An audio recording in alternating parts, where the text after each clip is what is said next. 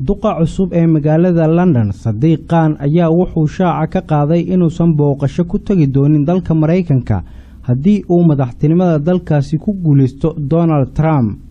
duqa magaalada London ayaa wuxuu si kulul u kaga hadlay qorshihii Donald Trump ee ahaa in dadka muslimiinta uu ka mamnuuci doono inay yimaadaan dalka Mareykanka haddii loo doorto madaxweynaha dalkaasi. duqa London ayaa wuxuu sheegay in Donald Trump uu aragti jaahilnimo ah ka geysto islaamka isla markaana aanu tagi doonin Mareykanka haddii uu ninkaasi noqdo madaxweynaha Mareykanka.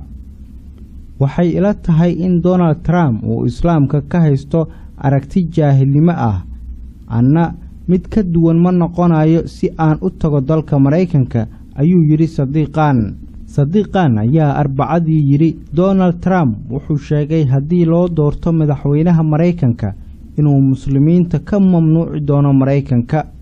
waxa uu intaa raaciyay taasi macnaheeduna waa haddii aad tahay muslim dalxiis ah oo doonaya inuu tago dalka Mareykanka in lagaaga celinayo muslim baa tahay. Ra'iisul Wasaaraha Britain David Cameron ayaa mar sii horeysay si kulul kaga hadlay qorshaha Donald Trump wuxuuna ku sheegay aragti siyaasadeed oo qaldan.